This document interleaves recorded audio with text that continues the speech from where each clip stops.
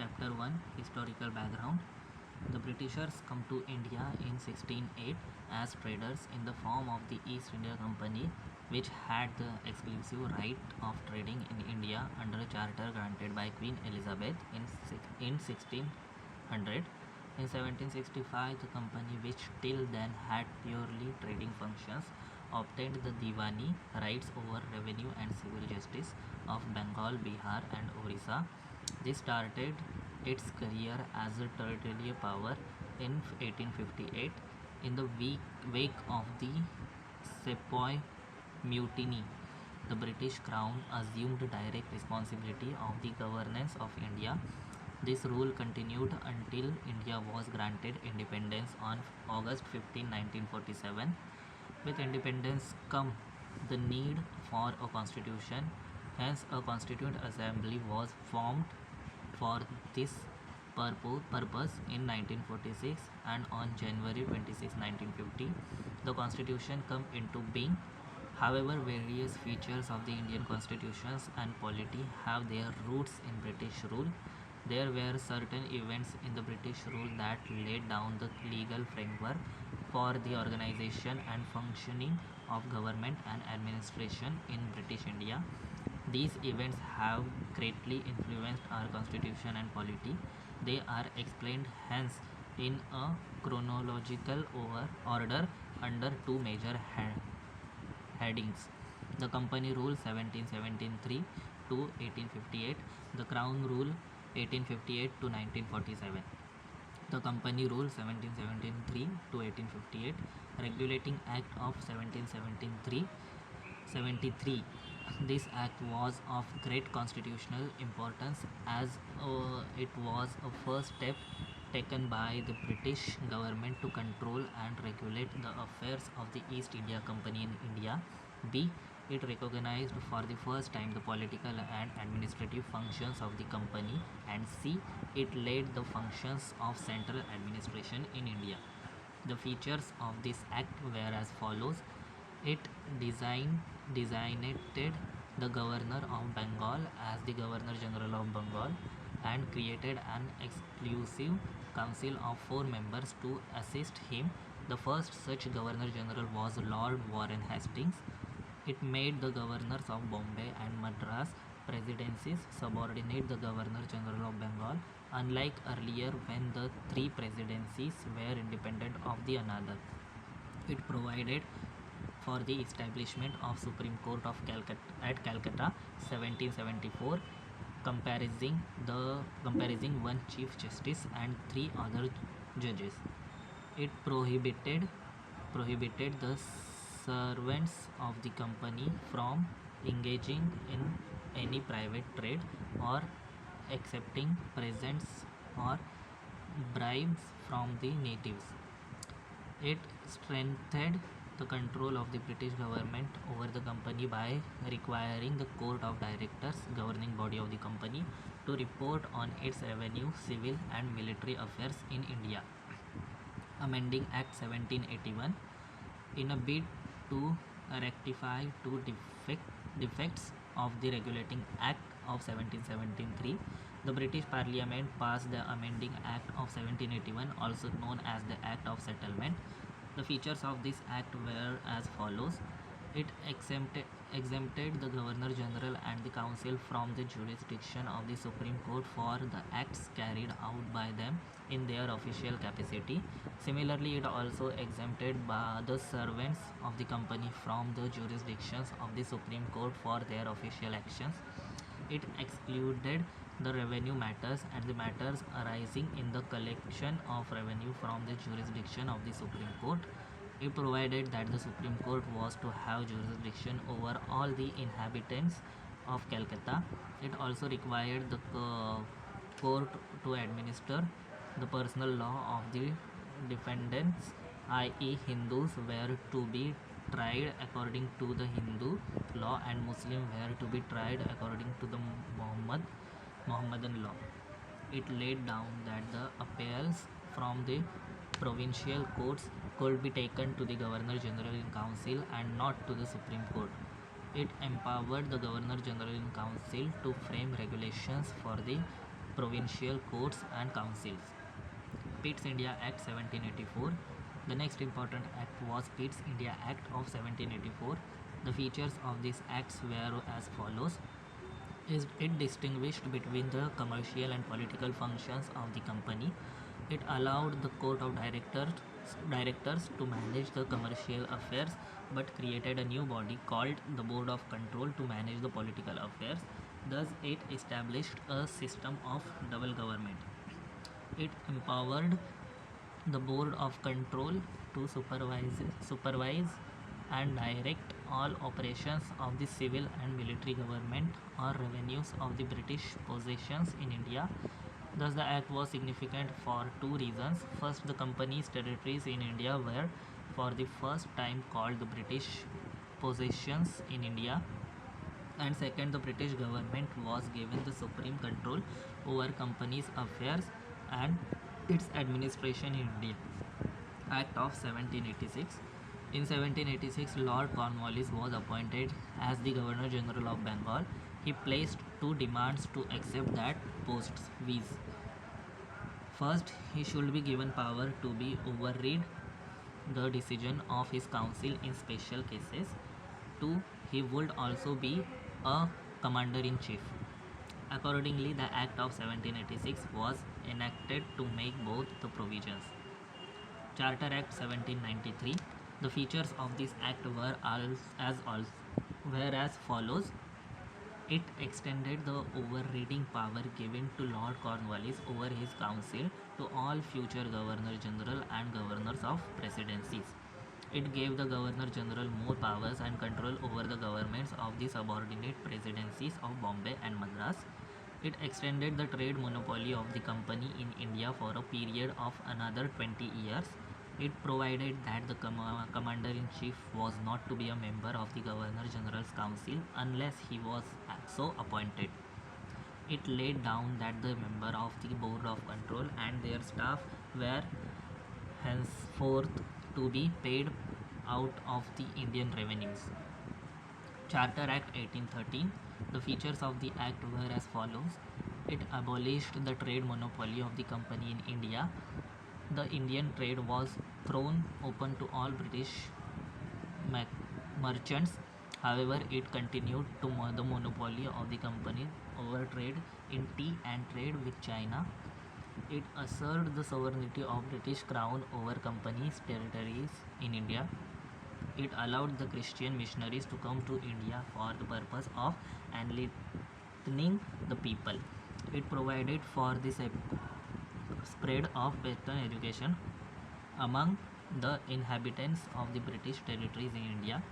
It authorized the local governments in India to impose taxes on persons. They could also punish the persons for not paying taxes. Charter Act 1833. This act was the final step towards centralization in British India. The features of this act were as follows.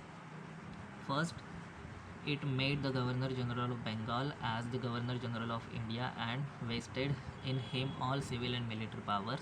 Thus, the act vested for the first time the government of India with authority over the entire territorial areas possessed by the British India. Lord William Bentinck was the first Governor General of India. 2. It deprived the Governor of Bombay and Madras of their legislative powers.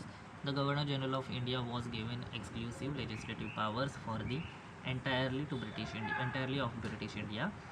The laws made under the previous acts were called as regulations, while laws made under this act were called as acts.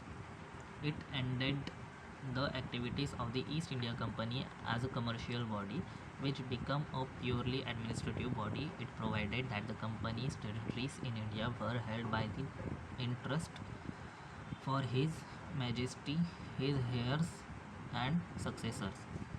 The Charter Act of 1833 attempted to introduce a system of open competition of selection of civil servant and stated that the Indians should not be debarred from holding any place office and employment under the company.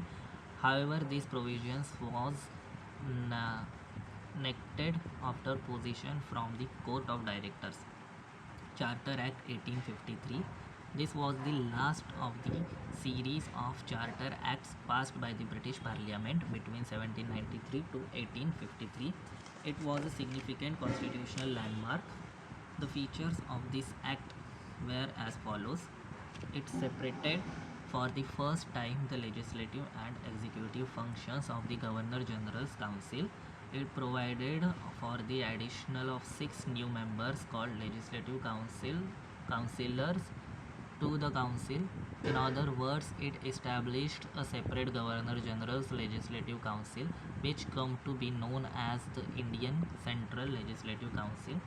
This legislative wing of the council functioned as a mini parliament, adopting the same procedures as the British Parliament.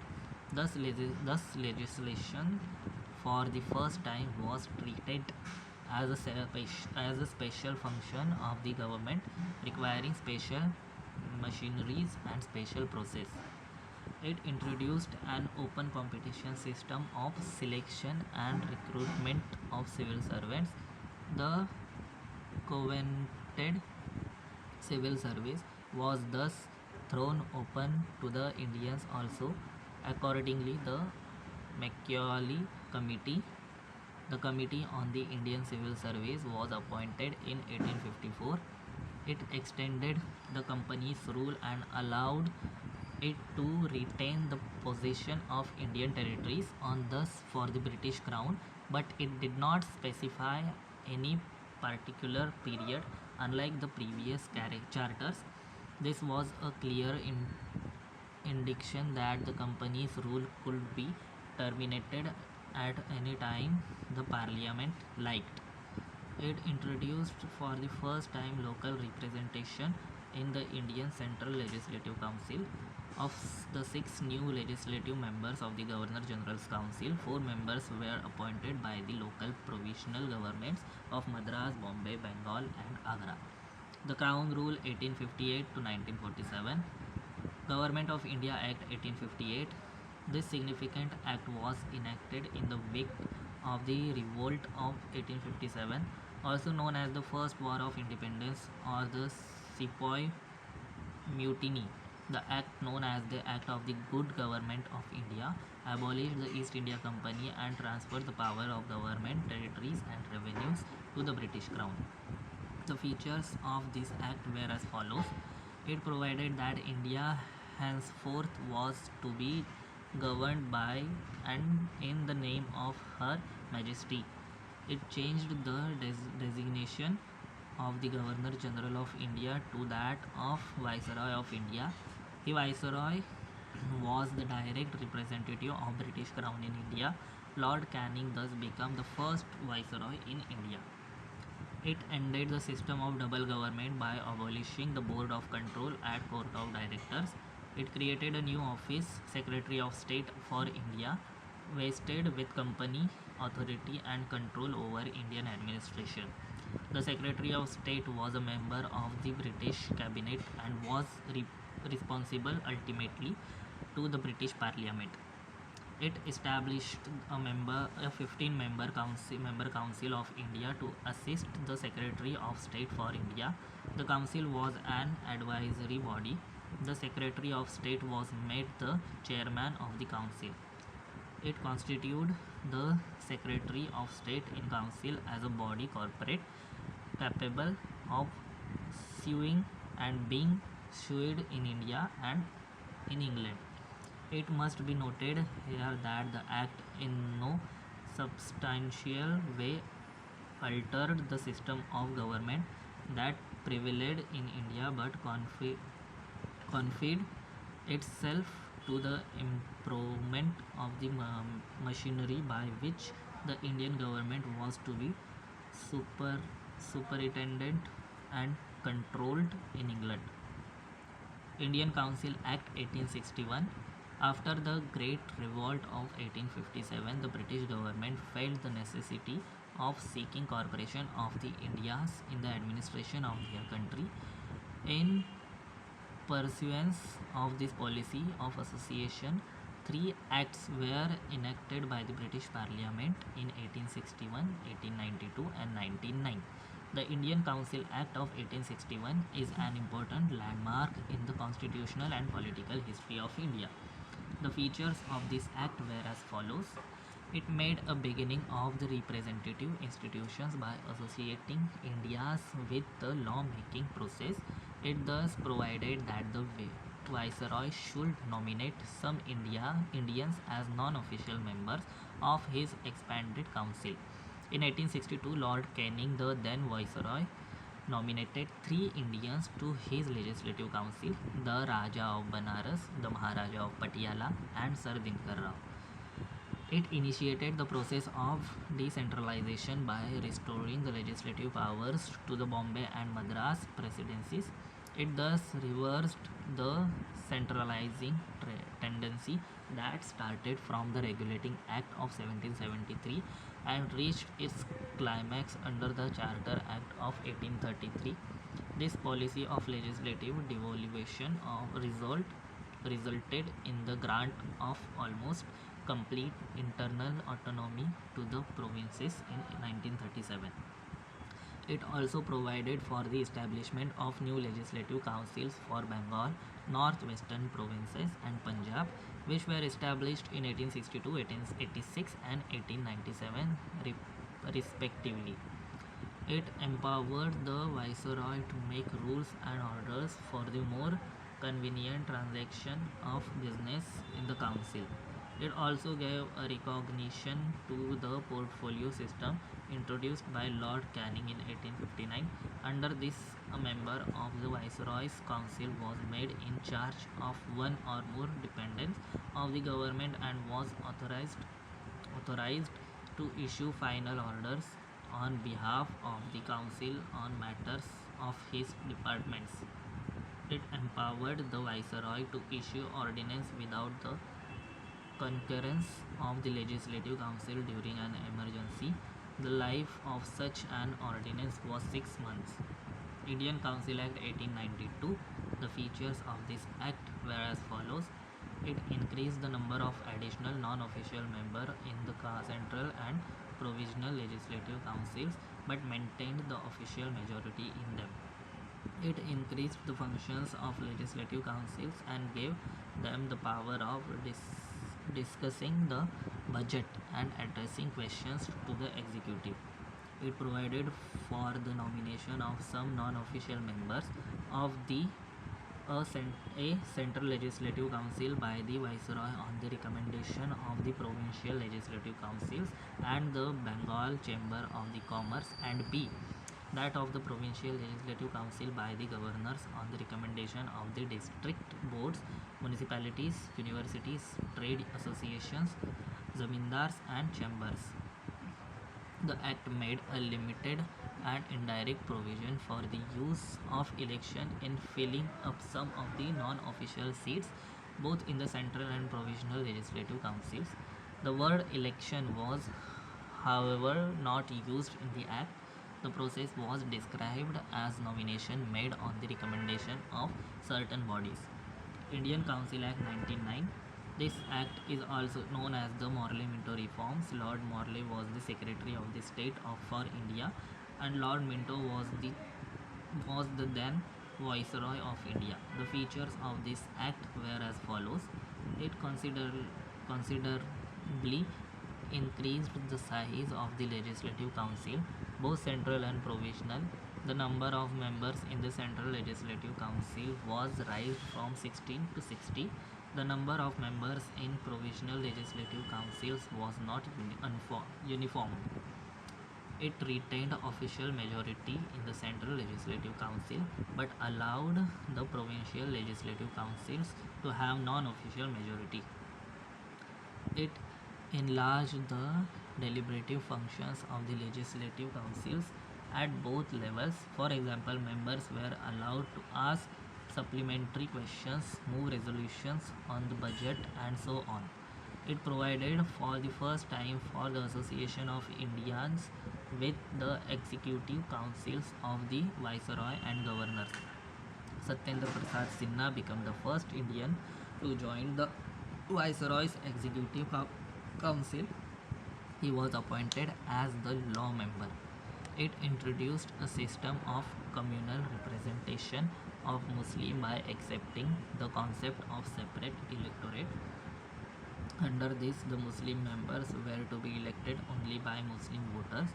Thus, the act legis- legalized communalism, and Lord Minto come to be known as the father of communal electorate. It also provided for the separate representation of presidency, corporations, chambers of commerce, universities, and zamindars. Government of India Act 1990. On August 20, 1917, the British government declared for the first time that the objective was the gradual introduction of responsible government in India. The Government of India Act of 1919 was thus enacted, which came into force in 1921.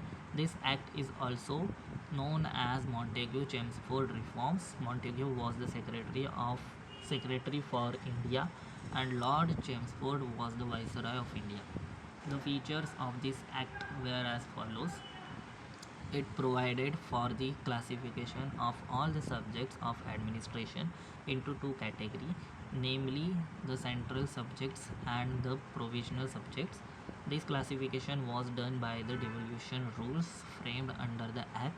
These rules facilitated the delegation of authority from the center to the provinces. In this way, the Act relaxed the central control over the provinces.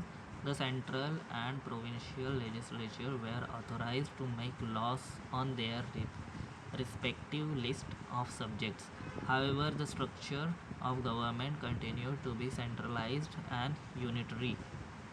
It further divided the provincial subjects into two parts, transferred and preserved.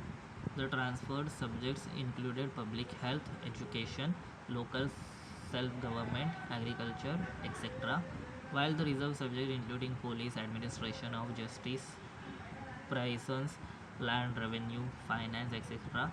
The transferred subjects were to be administered by the governor with the aid of ministers responsible to the legislative council. The reversed subject, on the other hand, were to be administrated by the governor and his executive council without being responsible to the legislative council. This dual scheme of governance was known as diarchy, a term derived from the Greek word diarchy, which means double rule. However, this experiment was largely unsuccessful. It introduced for the first time bi- bicameralism, bicameralism and direct elections in the country. Thus, the Indian Legislative Council was replaced by the bicameral legislature consisting of the upper house Council of State and a lower house Legislative Assembly. The majority of members of both the houses were chosen by direct election. It required the 3 of 6 members of the Viceroy's Executive Council, other than the Commander-in-Chief, were to be Indian. It extended the principle of commercial representation by providing separate electorates for 6 Indian Christians, Anglo-Indians, and Europeans. It granted franchise to a limited number of people on the basis of property, tax, or other qualifications. It created a new office of the High Commissioner of India in London and transferred to him some of the functions hitherto performed by a Secretary of State for India. It provided for the establishment of Public Service Commission. Hence, a Central Public Service Commission was set up in 1926 for recruiting civil servants. It separated for the first time provincial budgets from the central budget and authorized the provincial legislatures to enact their budgets. It provided for the appointment of a statutory commission to inquire into reports on its working after 10 years of its coming into force. It proposed the establishment of a chamber of princes, also known as Narendra Mandal. The chamber was inaugurated in 1921. It consisted of 120 members, princes of 108 states and 12 representatives of other states. It was headed by the Viceroy Governor General. It facilitated the constitution and discussion on the matters of common interest. Simon Commission. In November 1927, 2 years before the schedule, the British government announced the appointment of a seven-member statutory commission under the chairmanship of Sir John Simon to report on the condition of India under its new constitution. All the members of the commission were British and hence all the parties boycotted the commission. The commission submitted its report in 1930 and recommended the abolition of diarchy, extension of responsible government in the provinces, establishment of a federation of British India and princely states, continuation of communal electorate, and so on. To consider the proposals of the commission, the British government con- convened three round table conference of the representative of the British government, British India and India princely states. On the basis of these discussions, a white paper on constitutional reforms was prepared, submitted for the consideration of the joint selection committee of the British Parliament. The recommendations of this committee were incorporated with certain changes in the next Government of India Act 1935. Communal Award. In August 1932, Ramsay MacDonald, the British Prime Minister, announced of a scheme of representation of the minorities which come to be known as the Communal Award. The award not only continued separate electorates for the Muslims, Sikhs, Indians, Christians, Anglo-Indians and Europeans, but also extended it to the depressed classes, scheduled class. Gandhiji was distraught over this extension of the principle of communal representation to the depressed classes and undertook a fast unto death in Yerwada jail, Pune, to get the award modified. At last, there was an agreement between the Congress and Dr. B.R. Ambedkar, the leader of the depressed class. The agreement, known as the Pune Pact, retained the Hindu joined electorate and gave reserved seats to the depressed classes. The British government accepted the Pune Pact and modified the communal award in respect to the depressed classes, scheduled caste. This means that the provisions of separate electorates for the depressed classes were dropped from the scheme of representation contained in the communal award. Subsequently, the provisions of the Pune Pact were incorporated in the next Government of India Act of 1935. In other words, the composition of the central and provisional legislature under the 1935 Act was based on the modified communal award. Government of India Act 1935. The Act marked a second milestone towards a completely responsible government in India. It was a lengthy and detailed document having 321 sections and 10 schedules. The features of this act were as follows. It provided for the establishment of an all India federation consisting two provinces and princely states as units. The act divided the powers between the central and units in terms of three lists: federal list for center with 59 items, provincial list for provinces with 54 items, and the concurrent list for both with 36 member items. Residuary powers were given to the Viceroy Governor General. However, the Federation never come into being as the princely states did not join it. It abolished diarchy in the provisions and introduced provincial autonomy in its places. The provinces were allowed to act as autonomous units of administration in their definite spheres. Moreover, the Act introduced responsible governments in provinces, that is, the governor was required to act with the advice of ministers responsible of to the provincial legislature. This came into effect in 1937 and was discontinued in 1939. It provided for the adoption of diarchy at the center. Consequently, the federal subjects were divided into reserved subjects and transferred subjects. However, this provision of the Act did not come into operation at all. It introduced bicameralism in 6 out of 11 provinces. Thus, the legislature of Bengal, Bombay, Madras, Bihar, Assam, and the United Provinces were made bicameral, consisting of a legislative council, upper house, and a legislative assembly, lower house. However, many restrictions were placed on them. It reserved a certain number of general seats for the depressed classes, scheduled caste. It also extended the special representation to women and labor workers.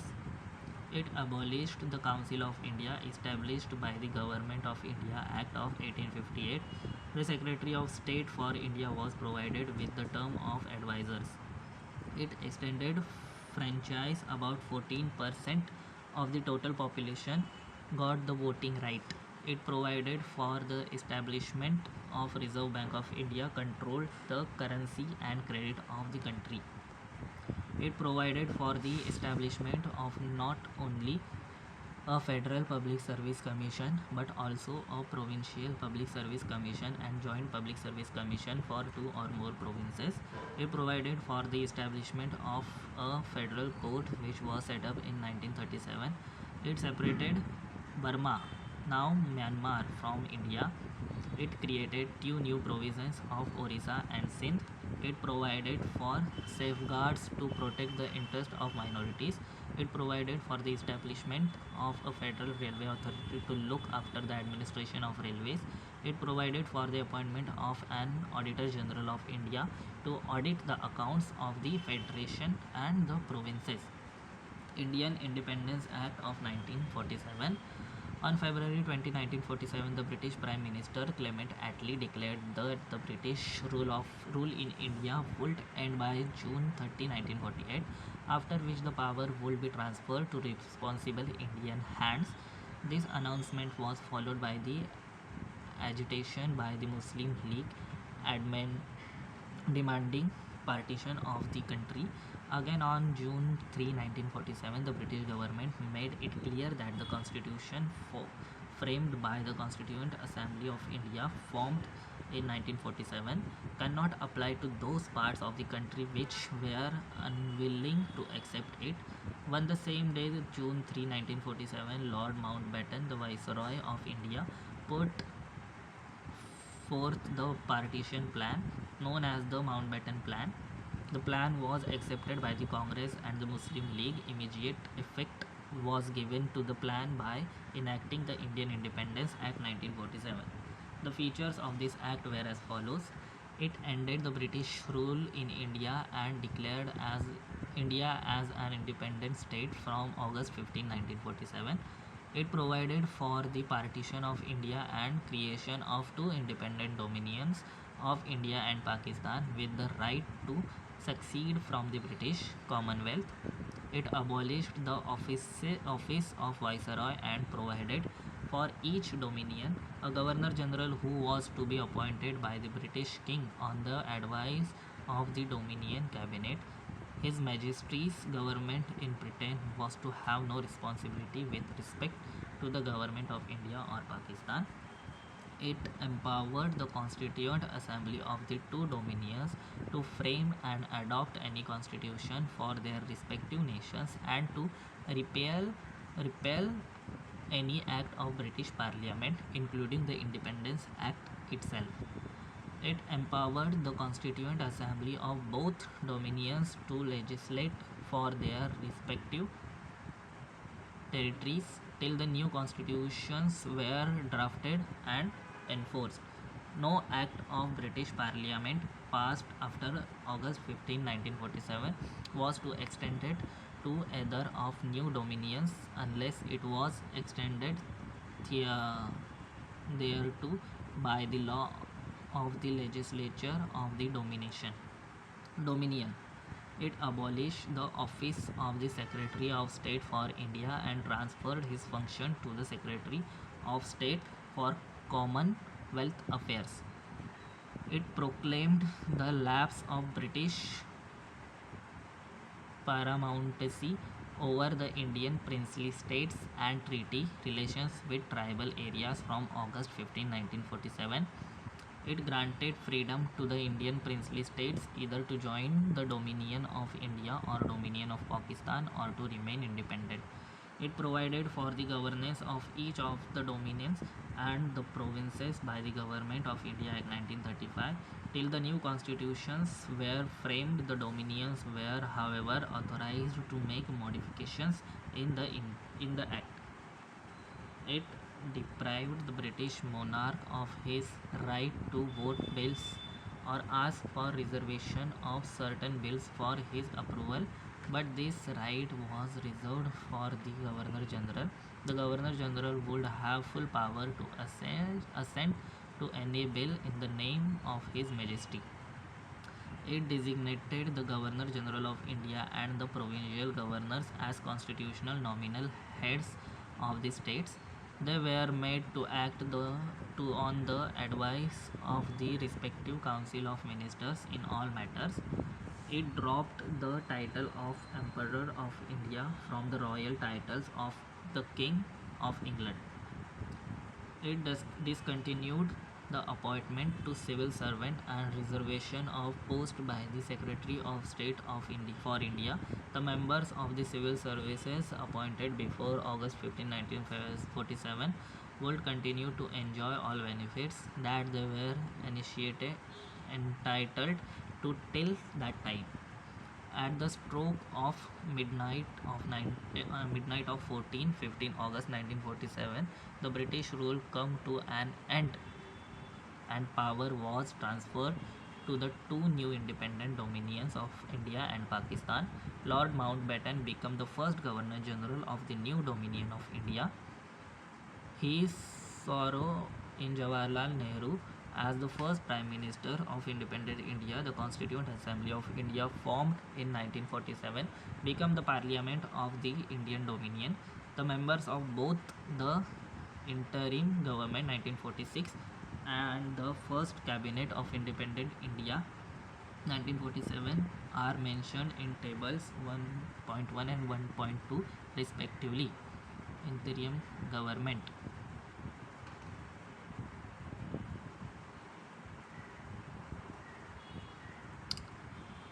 Interim government members portfolios held: Jawaharlal Nehru, Vice President of the Council, External Affairs and Commonwealth Relations; Sardar Vallabhbhai Patel, Home, Information and Broadcasting; Dr. Rajendra Prasad, Food and Agriculture; Dr. John Mathai, Industries and Supplies; Jagjeevan Ram, Labour; Sardar Baldev Singh, Defence; C.H. Bhabha, Works, Mines and Powers;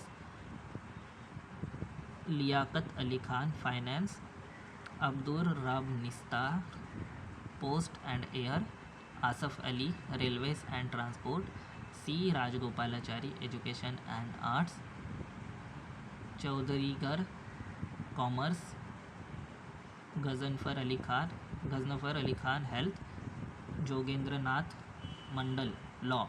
Note: the members of the interim government were members of the Viceroy's Executive Council. The Viceroy continued to be the head of the council but Jawaharlal Nehru was designated as the vice president of in the council. First cabinet of independent India 1947. Jawaharlal Nehru Prime Minister, External Affairs and Commonwealth Relations, Scientific Research. Sardar Vallabhbhai Patel, Home Information and Broadcasting States. Dr. Rajendra Prasad, Food and Agriculture. Maulana Abdul Kalam Azad, Education. Dr. John Mithai, Railway and Transport. R.K. Shamugam Chetty, Finance. Dr. B.R. Ambedkar, Law. Jagjeevan Ram, Labor. Sardar Baldev Singh, Defense. Rajkumar Amrit Kaur, Health. C.H. Bhabha, Commerce. Rafi Ahmad Kidwai, Communication. Dr. Shyama Prasad Mukherjee, Industries and Supplies. V.N. Gadgil, Works, Mines and Powers. The Mughal Emperor Shah Alam granted Diwani to the company after its victory in the Battle of Buxar 1764. It was introduced in British Parliament by the then Prime Minister William Pitt. At the time, the civil service of the company were classified into convented civil services, higher civil services, and unconvented civil services, lower civil services. The former was created by law of the company, while the latter was created otherwise. M.V. Piley, Constitutional History of India, S. Chand and Company Limited, New Delhi, 15th edition, 2011. The system of budget was introduced in British India in 1860. V.N. Shukla, The Constitution of India, Eastern Book Company Tradition, edition 2001.